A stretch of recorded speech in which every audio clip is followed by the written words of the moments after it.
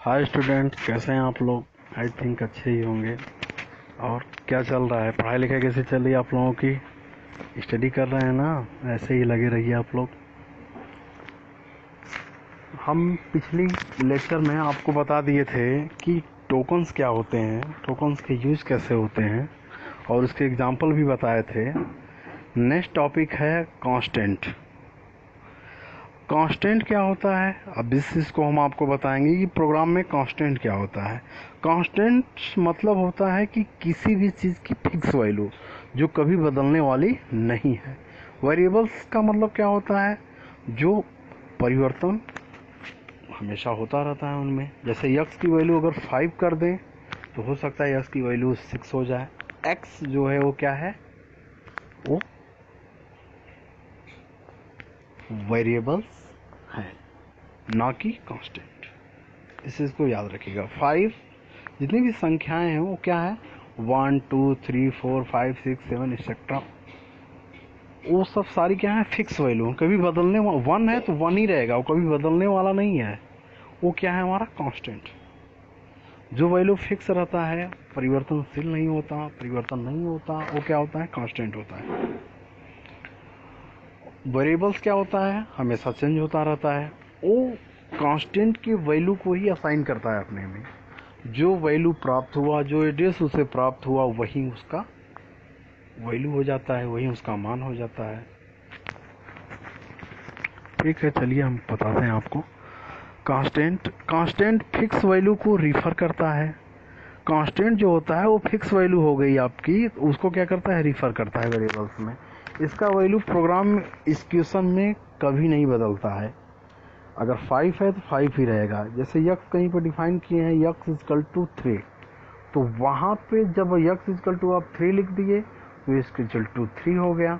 अगर x is equal to 5 डाल देंगे तो 5 हो गया। वो क्या है, परिवर्तन हो रहा है, लेकिन जो 3 है वो 3 ही है, वो 5 नहीं हो जा रहा है, वो कांस्टेंट है। प्रोग्राम में जब भी आप कांस्टेंट यूज करते हैं तो कभी बदलता नहीं है, बदलता सिर्फ क्या है, वेरिएबल्स बदलते रहते हैं। इसका वैल्यू प्रोग्राम एग्जीक्यूशन में कभी नहीं बदलता। इसको लिटरल भी कहते हैं। किसी भी डाटा टाइप्स का कांस्टेंट हो सकता है, कोई भी डाटा टाइप्स है उसका कांस्टेंट हो सकता है। सी प्रोग्राम में निम्न प्रकार के कांस्टेंट होते हैं। अब वो कांस्टेंट के प्रकार बताएंगे। पहला इंटीजर कांस्टेंट, दूसरा रियल अथवा फ्लोटिंग पॉइंट कांस्टेंट, तीसरा कैरेक्टर कांस्टेंट, चौथा स्ट्रिंग कांस्टेंट, और पांचवा ब्लैक स्लैश कैरेक्टर कांस्टेंट।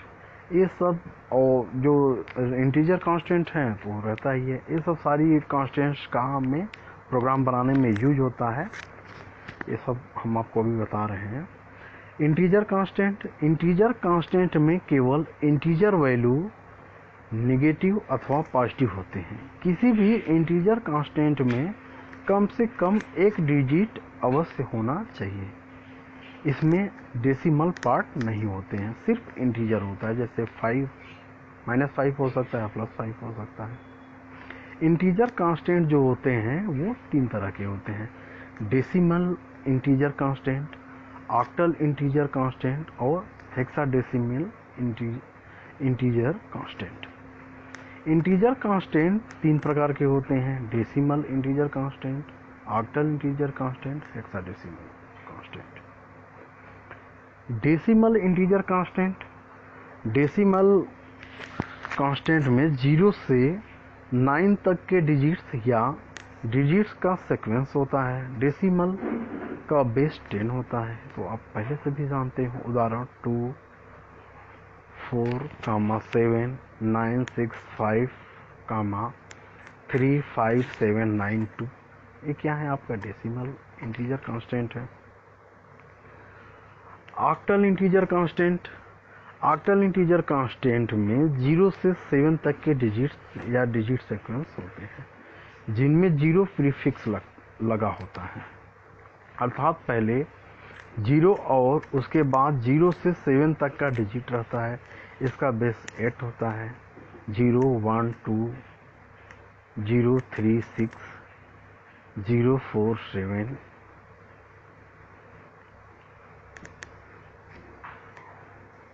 ये ऑक्टल इंटीजर कांस्टेंट है। Hexa decimal integer constant, hexa decimal constant 0 से f तक की कोई भी कंडीशन से बनता है जिसके पहले प्रीफिक्स की तरह OX या OX लगा रहता है, जिसका बेस 16 होता है। उदाहरण 0x69 OX7A OX8F etcetera.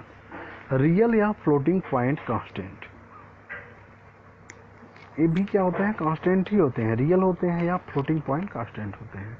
Floating point constant में इंटीजर पार्ट, एक डेसिमल पॉइंट, एक फ्रैक्शनल पार्ट और एक एक्सपोनेंट पार्ट होते हैं। रियल या फ्लोटिंग पॉइंट कांस्टेंट में कम से कम एक डिजिट अवश्य होना चाहिए। रियल या फ्लोटिंग पॉइंट कांस्टेंट दो तरीके से लिखे जा सकते हैं।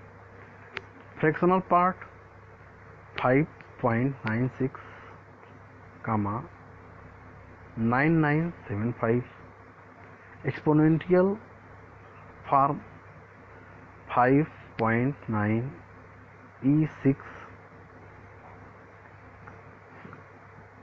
6.8 E9। ये क्या है, एक्सपोनेंशियल फॉर्म है। कैरेक्टर कांस्टेंट, प्रोग्राम में कैरेक्टर कांस्टेंट भी बहुत सारे होते हैं। कैरेक्टर कांस्टेंट में केवल एक अल्फ़ाबेट, डिजिट या स्पेशल कैरेक्टर हो सकता है। सिंगल क्वार्टेज के अंदर होते हैं। जैसे अब 3 है, 3 क्या है, वो कांस्टेंट है, उस पर सिंगल क्वार्टेज नहीं लगाना। अगर आप सी लैंग्वेज में सब सारे प्रोग्राम की अलग अलग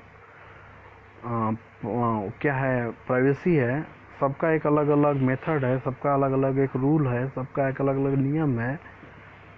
अब यहाँ पे जैसे m क्या है, कैरेक्टर है, अगर वहाँ पे सिंगल क्वार्टेज उसके ऊपर लगा देते हैं तो किसका बिहेव करता है, कैरेक्टर का। ये मुख्य बातें हैं, इसको ध्यान रखना चाहिए प्रोग्राम में। m हो गया, n हो गया, 9 हो गया, 7 हो गया, एक्सेट्रा। अब स्ट्रिंग कांस्टेंट्स आपको बता दें, जैसे स्ट्रिंग कांस्टेंट हो गया, इसमें स्पेशल कैरेक्टर और क्या हो सकते हैं, अल्फ़ाबेट डिजिट के कम्बिनेशन हो सकते हैं, और इनमें डबल क्वार्टेज लगते हैं। जो स्ट्रिंग कांस्टेंट होते हैं इनमें डबल क्वार्टेज लगाते हैं, डबल कोटेशन लगा देते हैं, तो उससे पता चलता है कि ये क्या होता है, स्ट्रिंग हो गया। जैसे स्ट्रिंग टाइप वैल्यू हो गई। सिंगल स्ट्रिंग कांस्टेंट में अल्फ़ाबेट डिजिट और स्पेशल कैरेक्टर का कॉम्बिनेशन हो सकता है, जो डबल क्वार्टेज के अंदर होते हैं या किसी भी लेंथ के हो सकते हैं। उदाहरण सी लैंग्वेज, देखिए जैसे यहाँ पे सी लैंग्वेज में जैसे सी लैंग्वेज लिखा गया है, तो ये भी क्या है, स्ट्रिंग कांस्टेंट हो गया। डबल क्वार्टेज के अंदर इसमें कैरेक्टर को लगा दिया, स्पेशल कैरेक्टर हो सकता है या डिजिट हो सकते हैं, अल्फ़ाबेट सारे का कॉम्बिनेशन भी हो सकता है। देखिए यहाँ पे STD 001P, ये क्या हो गया, ये इसमें देखिए सब चीज़ कॉम्बिनेशन हो गया। इसमें अल्फ़ाबेट्स भी हो गए और डिजिट भी हो गया, स्पेशल कैरेक्टर खैर तो नहीं है, अगर लगा भी देंगे तो भी वो क्या करेगा, स्ट्रिंग का काम करेगा। तो ये भी क्या है, स्ट्रिंग कांस्टेंट्स है। ऐसा नहीं कि मतलब ये स्ट्रिंग कांस्टेंट नहीं है। देखिए आप लोग देखिए यहाँ पे भी बताए थे कि अगर सिंगल क्वार्टेज लगा देंगे तो कांस्टेंट कैरेक्टर कांस्टेंट का काम करता है। नेक्स्ट आता है ब्लैक स्लैश कैरेक्टर कांस्टेंट्स। अब यहाँ पे ब्लैक स्लैश कैरेक्टर्स का प्रयोग ई स्पेस सीक्वेंस के लिए किया जाता है। सभी ई स्पेस सीक्वेंस का एक यूनिक ASCII वैल्यू होता है। ये नॉन प्रिंटेबल कैरेक्टर होते हैं, ये कभी भी प्रिंट नहीं होता। जैसे प्रोग्राम आप लिखते हैं, प्रोग्राम में प्रिंटअप में दिए थे ना कि डबल क्वार्टेज वो स्ट्रिंग को बता रहा था, तो उसके एड्रेस को एंड लगा दिए थे तो उसके एड्रेस को बता रहा था।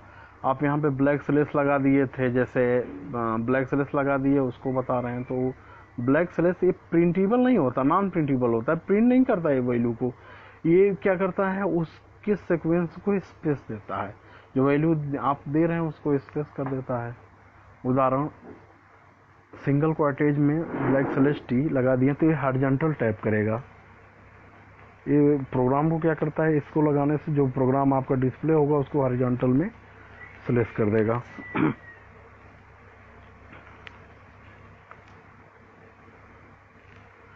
देखिए यहाँ पे लिख दिए क्या, ब्लैक स्लैश एन सिंगल क्वार्टेज में, ये न्यू लाइन को करेगा, मतलब जब भी प्रिंट करेगा प्रोग्राम को क्या करेगा, न्यू लाइन बताएगा, न्यू लाइन में उसको प्रिंट करेगा। अब देखिए यहाँ पे ब्लैक स्लैश बी लगाएं सिंगल कोटेशन में, एक कंट्रोल ब्लैक को 1 पोजीशन देता है, मतलब कंट्रोल ब्लैक जो भी होगा आपका प्रोग्राम में उसको 1 पोजीशन, एक अलग अलग पोजीशन देता है। ब्लैक स्लैश कैरेक्टर कांस्टेंट, इनमें सभी कैरेक्टर्स ब्लैक स्लैश से स्टार्ट होते हैं, ये नॉन प्रिंटेबल कैरेक्टर होते हैं, ये सभी स्पेस सीक्वेंस का अपना एक वैल्यू होता है। तो ये रहे कांस्टेंट। अब आपको हम बता दें कि कांस्टेंट को बनाने के नियम क्या क्या हैं, कैसे बनते हैं। कांस्टेंट बनाने के नियम, इंटीजर कांस्टेंट। पहला, इंटीजर कांस्टेंट में कम से कम 1 डिजिट अवश्य होना चाहिए। सबसे पहली बात यह है, अगर इंटीजर कांस्टेंट बना रहे हैं आप तो उनमें कम से कम 1 डिजिट होना अनिवार्य है। इंटीजर कांस्टेंट नेगेटिव या पॉजिटिव हो सकता है, ऐसा नहीं कि जैसे वो इंटीजर कांस्टेंट है तो नहीं सर पॉजिटिव ही होगा, ऐसा कुछ नहीं है, उसमें नेगेटिव भी हो सकता है पॉजिटिव भी हो सकता है। जैसे m इक्वल टू हम डिफाइन कर रहे हैं या a इक्वल टू डिफाइन कर रहे हैं कि +5, तो +5 हो सकता है, अगर नहीं भी लिखेंगे तो भी वो प्लस है। निगेटिव भी हो सकता है, वो इंटीजर कांस्टेंट है, इस चीज को याद रखिएगा। ये सब पॉइंट वाली चीजें जैसे एग्जाम दृष्टि से पढ़ता है व्यक्ति ना, जैसे आपका RRB JEE का हुआ था एग्जाम, तो उसमें सी लैंग्वेज का क्वेश्चन हुआ था, तो उसमें सारी चीजें छोटी छोटी पॉइंट जो हम बोल रहे हैं, ऐसा सारी चीजें उसमें रहती हैं। अगर अच्छे से आप स्टडी करेंगे, अच्छे से थोड़ा सा ध्यान देंगे तो आप एग्जाम को क्रैक कर सकते हैं। ये सब छोटी छोटी पॉइंट बहुत ही मैटर करती हैं प्रोग्राम में। आपका जैसे प्रोग्राम यहाँ पे जो पढ़ रहे हैं उसमें तो मतलब क्या होता है क्या नहीं, ऐसे ही है, मतलब ये कितने टाइप्स के होते हैं और उसके उदाहरण क्या हैं।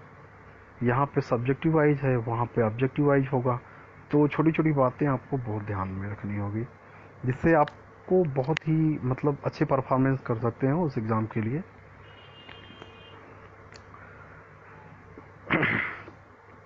तीसरा, इसमें डेसिमल पॉइंट नहीं होने चाहिए। अगर आप इंटीजर कांस्टेंट बना रहे इसमें डेसिमल नहीं होना चाहिए। जैसे 1 है तो 1 क्या है, इंटीजर कांस्टेंट है, तो 1 पॉइंट वहाँ पे डेसिमल पॉइंट लगा दिया, और 5 नहीं होना चाहिए, नहीं तो 1.5 मतलब 1.5 हो गया, तो 1.5 हो गया तो इंटीजर कांस्टेंट नहीं रहा हो। सिर्फ 1 होना चाहिए, 1 2 3 4 5, मतलब उसमें डेसिमल पॉइंट नहीं होने चाहिए। इंटीजर कांस्टेंट में कोई भी कामा या ब्लैंक नहीं होना चाहिए, मतलब इंटीजर कांस्टेंट अगर आपको बनाना है तो उनमें कोई कामा वामा नहीं लगाते। इनकी रेंज 32768 से 32767 तक होनी चाहिए। रियल कांस्टेंट या float point constant, real constant में कम से कम एक डिजिट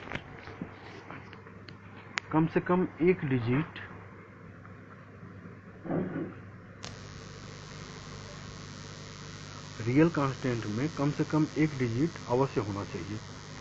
यह नेगेटिव या पॉजिटिव हो सकता है, इनमें 1 डेसिमल पॉइंट होना चाहिए। रियल कांस्टेंट या फ्लोट पॉइंट बना रहे हैं तो इनमें एक आपका डेसिमल पॉइंट 100% होना चाहिए। अगर कोई साइन नहीं है तो इसे पॉजिटिव मानना चाहिए। अगर वहाँ पे कोई, जैसे हम अभी जस्ट बताएं आपको कि एज इक्वल टू क्या हो गया, 5 हो गया, तो वहाँ पे कोई एज इक्वल टू 5 लिख दिए, जहाँ पे कोई साइन नहीं वैल्यू दिया रहता, जैसे आप वहाँ पे माइनस नहीं दिए, प्लस नहीं दिए, अगर माइनस नहीं दिए हैं, एज इक्वल टू 5 है तो ऑलरेडी प्लस है, अब माइनस दे दिए तो माइनस तो ही है, उसे वो कर रहा है, मतलब वहाँ पे दर्शा रहा है। अगर कोई साइन नहीं है तो इसे पॉजिटिव मानना चाहिए। पांचवा, रियल कांस्टेंट में कोई भी कामा या ब्लैंक नहीं होने चाहिए। तो यहाँ पे ये चीज़ें अवश्य ध्यान रखें कि इनमें क्या होता है, एक डेसिमल पॉइंट होना अनिवार्य होता है। जैसे एग्जाम्पल हम दे दें कि 1.5, तो 1.5 क्या है, देखो 1 के बाद क्या है, पॉइंट है, डेसिमल है ना, वहाँ पे वो चीज़ है रियल कांस्टेंट या फ्लोट पॉइंट कांस्टेंट। और इंटीजर कांस्टेंट में ऐसा नहीं है, इस चीज़ को ध्यान रखिए। दो मतलब यही मेन चीज़ है वहाँ पे। कैरेक्टर कांस्टेंट में एक सिंगल अल्फ़ाबेट या सिंगल डिजिट या सिंगल स्पेशल सिंबल किसी भी सिंगल क्वार्टेट या इन्वर्टेड कामास के अंदर होना चाहिए। ये चीज़ें ध्यान रखें। कैरेक्टर कांस्टेंट अगर आप बना रहे हैं तो वहाँ पे इन्वर्टेड कामास के अंदर आपका अंदर होना जरूरी है। अगर अल्फ़ाबेट है, डिजिट है या सिंगल स्पेशल सिंबल्स है तो सिंगल क्वार्टर्स या इन्वर्टेड कामास के अंदर ये चीज़ होनी चाहिए। अगर नहीं है तो कैरेक्टर कांस्टेंट नहीं है। यहाँ पे भी अगर एग्ज़ाम की बात करें तो यहाँ पे एग्ज़ाम के दृष्टि से ये भी बहुत ही पॉइंट वाली बात होती है। जैसे आपका बहुत सारे क्वेश्चन दे देता है, क्वेश्चन देने के बाद मतलब क्वेश्चन में दे देगा, मतलब कोई भी स्ट्रिंग या कैरेक्टर बना देगा या रियल स्ट्रिंग बना देगा या कोई भी एक बना के आपको कह देगा कि इसको बताइए कि ये चीज़ है या नहीं है। जैसे कैरेक्टर ही कांस्टेंट है तो आपका वैल्यू m लिख दिया, m लिख के उसको अंदर पूछ दिया कि कैरेक्टर कांस्टेंट है कि नहीं है, तो आपके ऑप्शन में m होगा। अगर सिंगल इन्वर्टेड कामा लगा दिया अंदर तो है, अगर नहीं होगा तो नहीं है। ये सब छोटी छोटी पॉइंट जो होता है दिमाग में नहीं चलता तो ही गड़बड़ हो जाता है, एग्जाम में गलत करके लोग चले जाते हैं।